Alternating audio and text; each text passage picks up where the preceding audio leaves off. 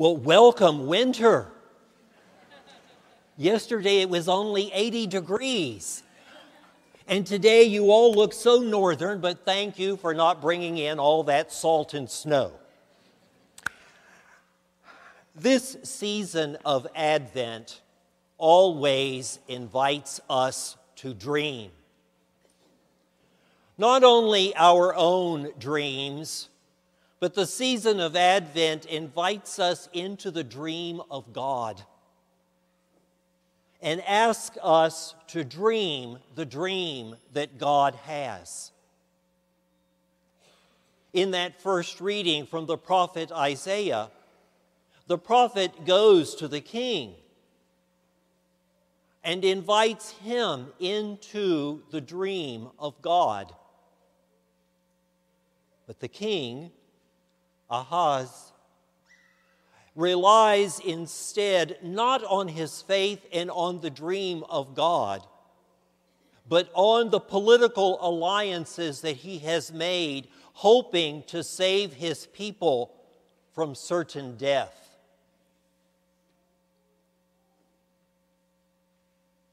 He is not faithful. The king is not faithful to what God has asked him to do. And consequently, the entire nation disappears, having been carried off into captivity, never to return. But notice in that prophecy of Isaiah, God gives the sign.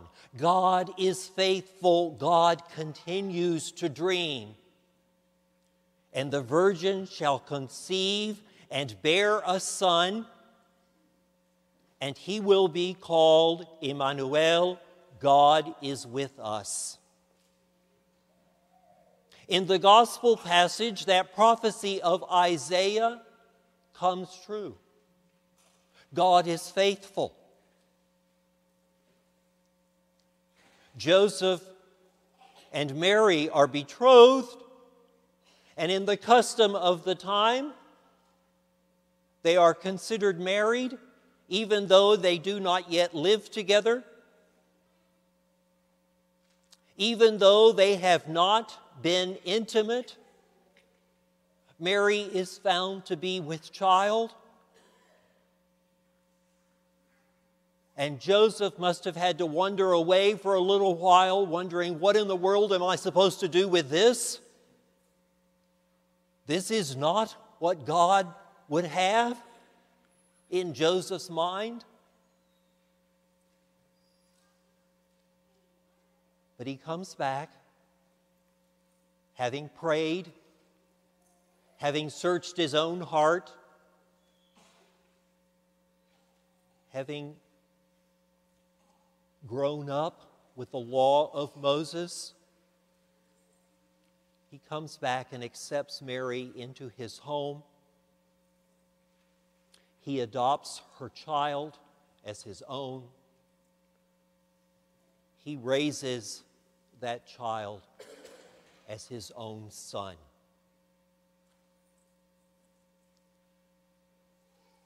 Mary gets lots of press at this time of year. Christmas carols, Christmas cards, 3 tremendous celebrations of the church, the Immaculate Conception, Our Lady of Guadalupe, and at closing out the octave of Christmas, the Solemnity of Mary, Mother of God. Joseph, we know so little about. Yet in only 6 verses in today's gospel, Matthew tells us so very, very much about this man who accepted this pregnant woman into his home and raised her child as his own. We find out, first of all, that Joseph is righteous. And what that means is that he has a right relationship to God, because he has studied and lives the law of Moses. Joseph is a good Jewish man. And after he has prayed, and God's angels are God's angels because they always say, "Do not be afraid." An immediate sign in Scriptures that something surprising is about to happen. And the person who has received that vision, that dream, that angel, is to accept the surprise that comes as the gift of God Most High. And so Joseph does that very thing. Instead of divorcing Mary quietly and letting her go, he shows compassion upon her, brings her into his home as his wife, adopts her child as his own. And he teaches Jesus all that Jesus needs to know about the law of Moses, about who they are as a family, about the promises and the dreams of God.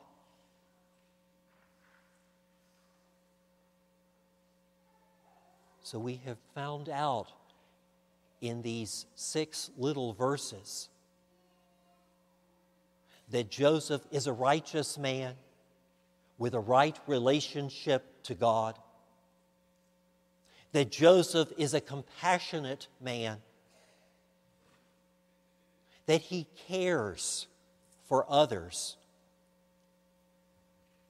In fact, he cares so much for Mary and for her child, for Jesus, that he's actually risked his own reputation to keep them in his life and to care for them. What Matthew is presenting to us today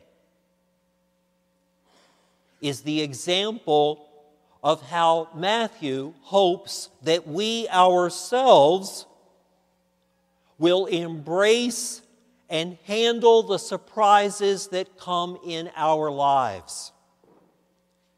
That we will first and foremost be people of right relationship to God. That we will be compassionate people. That we will reach out at our own risk to care for, to love, to respect, and to nourish others.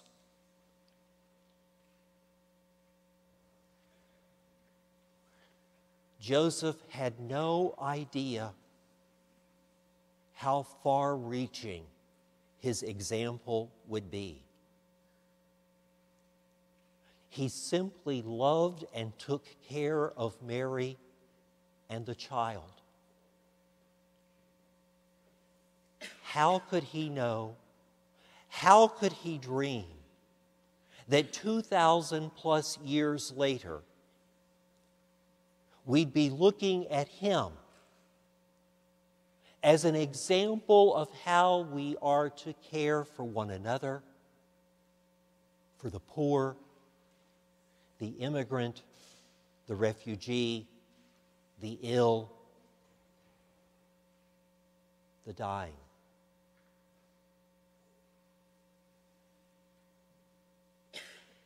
Matthew gives us the formula, if you will, for the lives that we are called to live and for the lives that we are called to touch with the care and the generosity and the mercy of our Father.